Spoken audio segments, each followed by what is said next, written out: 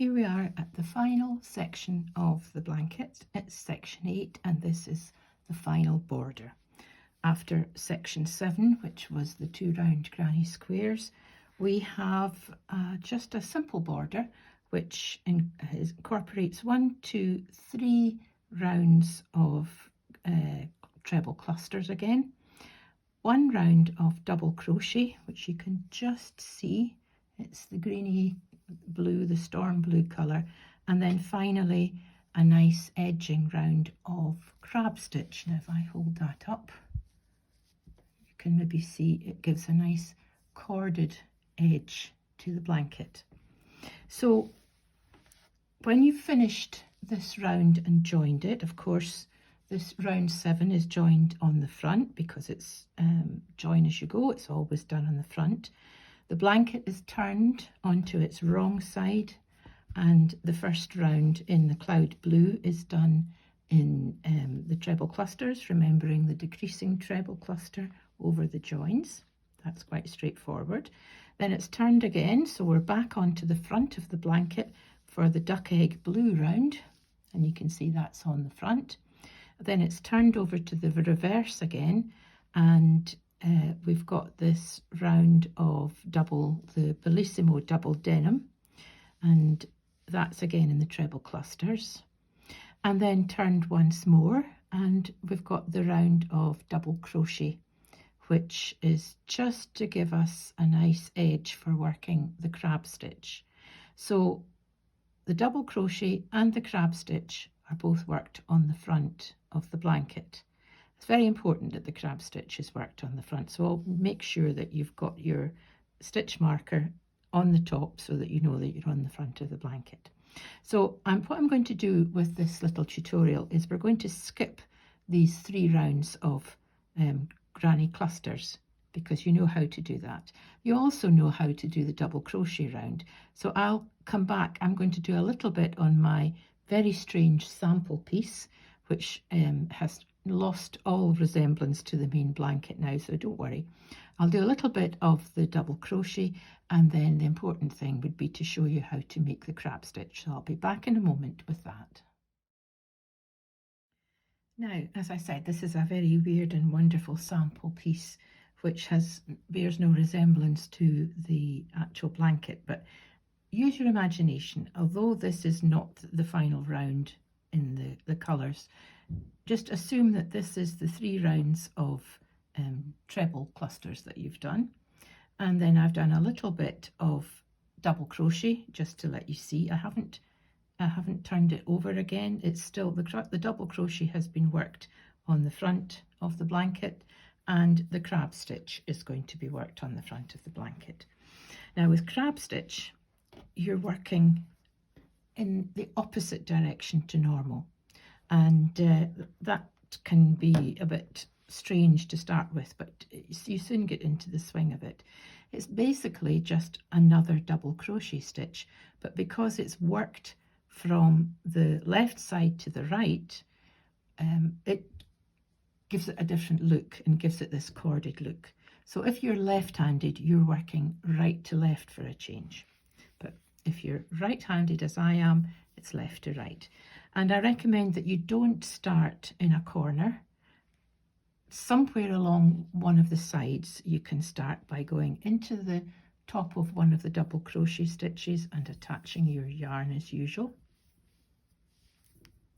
And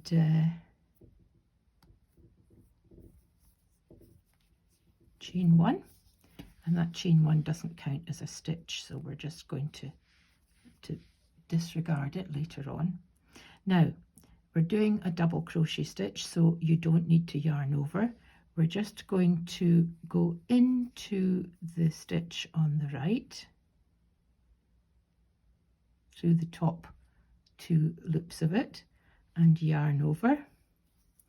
And the trick for this stitch is to twist your hook, or at least that's the trick I find, as you pull it through, and then make sure that you come out underneath the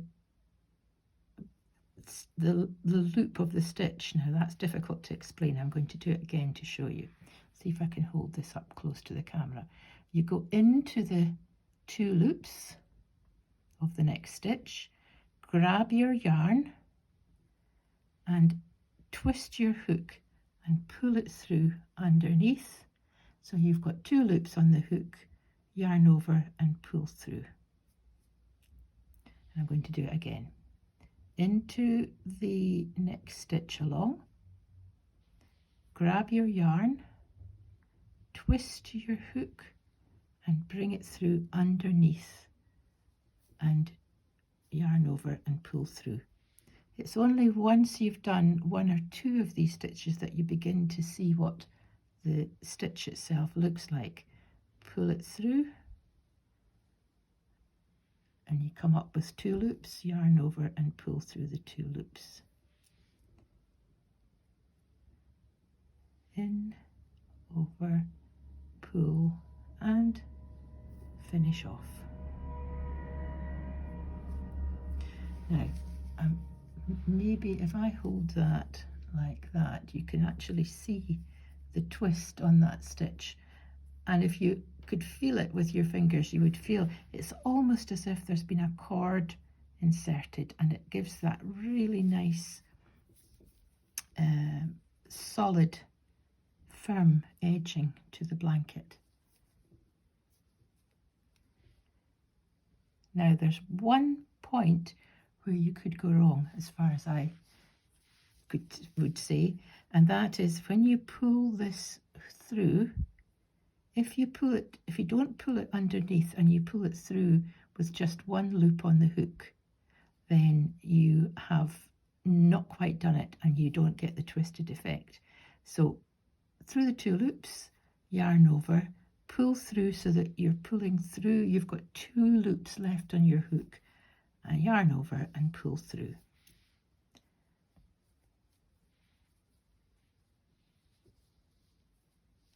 The other thing I would say is keep your tension as light as you can, because if you do that, you get a much more juicy sort of cord. If you pull it very tight, the stitch is small, but if you keep it relatively loose, you get the much more value for your stitch, and it sits with a nice twisted cord effect. Now, I'm not going to do much more of it. This is crab stitch, and you can see what it looks like now. When you get to the corner, just make sure that you find the space in the corner. There are ways that you can do this. You can work into each of the top 2 loops of the top of the stitches all the way round, or you can work into the corner with 3 crab stitches in the corner. It's whatever you feel is easiest, but I've done it in the blanket. I did it with 3 crab stitches in the corner, and it looked absolutely fine.